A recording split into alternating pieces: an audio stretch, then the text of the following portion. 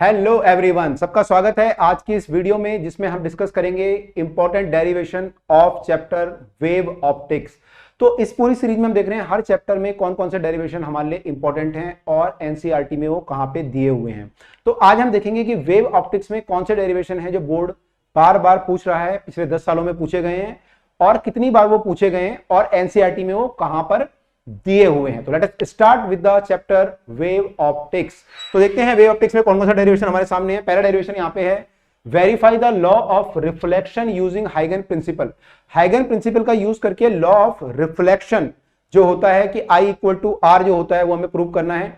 उसके अलावा यहाँ पे स्नेल्स लॉ भी पूछता है कि वो भी हमें प्रूव करना है। दोनों चीजें साथ साथ हैं, स्नेल्स लॉ और लॉ ऑफ रिफ्लेक्शन। तो अगला जो डेरिवेशन अगर आप देखेंगे यहाँ पे देखिए काफी बार आया है। उसके अलावा देखेंगे ये भी काफी बार आया कि स्नेल्स लॉ का यूज करके हमें स्नेल्स लॉ में प्रूव करना है यूजिंग द हाइगन प्रिंसिपल।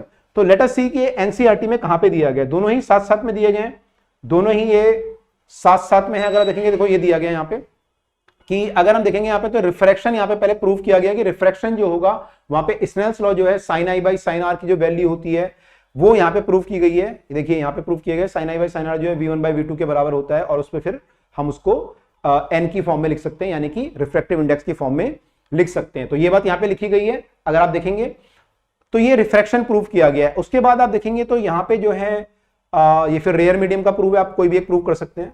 और उसके बाद फिर जो है रिफ्लेक्शन यहाँ पे किया गया है। अगर आप रिफ्लेक्शन देखेंगे प्लेन मिरर का तो वो यहाँ पे ड्राइव किया गया है। यहाँ पे जो है हम लोग सिमिलर ट्राइंगल लेके वहां से हम लोग प्रूव करते हैं कि ये हमारा एंगल जो है सेम आएगा। तो हम लोग ट्राइंगल बनाते हैं, उनको फिर हम प्रूव करते हैं कि वो ट्राइंगल बिल्कुल एक जैसे हैं, कॉन्ग्रुएंट ट्राइंगल एक्चुअली हैं, और वहां से हम लोग इसको प्रूव करते हैं। इसमें डेरिवेशन पूरा नहीं दिया गया एनसीईआरटी में, आप देखेंगे तो उन्होंने बस देके छोड़ दिया है कि ऐसे से होगा, लेकिन आपको ये पूरा देखना है। किताबों में ये दिया हुआ है, कहीं से भी आप देखेंगे तो पूरा डेरिवेशन आपको करके आना है पेपर में। उसके अलावा देखते हैं चैप्टर में और कौन से डेरिवेशन पूछे जाते हैं। तो यहां पे फिर पूछा जाता है डेरिवेशन की अगर हम निकालें condition for constructive and destructive interference, तो कंडीशन क्या होगी कंस्ट्रक्टिव और डिस्ट्रक्टिव इंटरफेरेंस की। तो आपको पता है वहां पे कंस्ट्रक्टिव में आपका जो होता है पाथ डिफरेंस जो होता है वो कितना होता है, मल्टीपल ऑफ लैम्डा होता है। लैम्डा का multiple lambda 2 lambda 3 lambda constructive में, और डिस्ट्रक्टिव में odd multiple of lambda by 2 होता है। तो ये कहां पे प्रूफ किया गया है या कहां पे दिया गया है। अगर आप एनसीईआरटी खोलेंगे और उसमें थोड़ा नजर घुमाएंगे तो एनसीईआरटी में यहां पे आप देखेंगे तो आपको ये प्रूफ दिया गया है। देखिए यहाँ पे कोहेरेंट सोर्स के बारे में बात की गई है, फिर ये प्रूफ किया गया एनसीईआरटी में। तो उन्होंने अलग अलग फेज लेके प्रूफ किया है कि यहाँ पे जो है एन लैम्डा की वैल्यू आएगी कंस्ट्रक्टिव के लिए और n+1 लैम्डा बाय 2 आएगा, 2n+1 लैम्डा बाय 2 बोल सकते हैं हम लोग, आएगा फॉर अ डिस्ट्रक्टिव इंटरफेरेंस के लिए।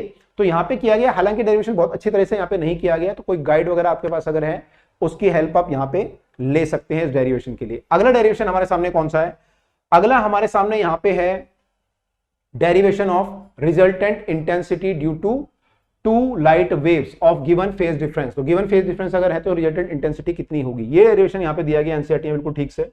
तो आप देखेंगे ये डेरिवेशन इसके नीचे ही आप देखेंगे पूरा डेरिवेशन किया गया कि अगर दो वेव हैं आपके पास y equal to a cos omega t और दूसरा जो है cos ओमेगा t में प्लस फाई है, मतलब फेज डिफरेंस है फाई का, तो इनको प्रूव करके यहाँ पे निकाला गया कि ये वैल्यू हमारी आएगी और फिर इंटेंसिटी इतनी होगी। ये डेरिवेशन बिल्कुल ठीक से दिया गया है, तो इसको आपको करना है। तो आप अगर देखें यहाँ पे डेरिवेशन कौन कौन से हमारे इंपॉर्टेंट हमें लग रहे हैं इस चैप्टर में, तो इस चैप्टर में देखिए ये भी वैसे 2 बार आया है, लेकिन जो बाकी डेरिवेशन है ये भी 1 या 2 बार आया है, लेकिन ये जो 2 डेरिवेशन है काफी बार आ चुके हैं। स्नेल्स लॉ और लॉ ऑफ रिफ्लेक्शन को प्रूव करना यूजिंग हाइगन प्रिंसिपल, तो ये तो आपको बिल्कुल ढंग से करना ही करना है। ये वाला डेरिवेशन और ये वाला डेरिवेशन, ये दोनों आपको बिल्कुल ढंग से करने ही करने हैं। तो सारे करने भाई साहब, ये उनको बोल रहा हूं मैं, बिल्कुल इनकी हालत बिल्कुल खराब है, लास्ट टाइम पे अगर वीडियो देख रहे हैं पेपर से पहले उनको बोल रहा हूं, ठीक है, नहीं तो बाकी सारा आपको करना ही करना है। तो आई होप आपको क्लियर हुआ होगा ये। तो यहां तक हमने वेव ऑप्टिक्स देखा। अब हम मिलेंगे आपसे नेक्स्ट वीडियो में जिसमें हम डिस्कस करेंगे अगले चैप्टर के बारे में कि उसमें कौन कौन से इंपॉर्टेंट डेरिवेशन हमें मिलते हैं। मॉडर्न फिजिक्स जो होती है उसमें कौन कौन से इंपॉर्टेंट डेरिवेशन हमें मिलते हैं उसको हम डिस्कस करेंगे अगली वीडियो में। तो मिलते हैं आपसे अगली वीडियो में। टिल देन बाय, पढ़ते रहिएगा, इसको करके देख लीजिएगा कम से कम 2-3 बार। Bye all of you.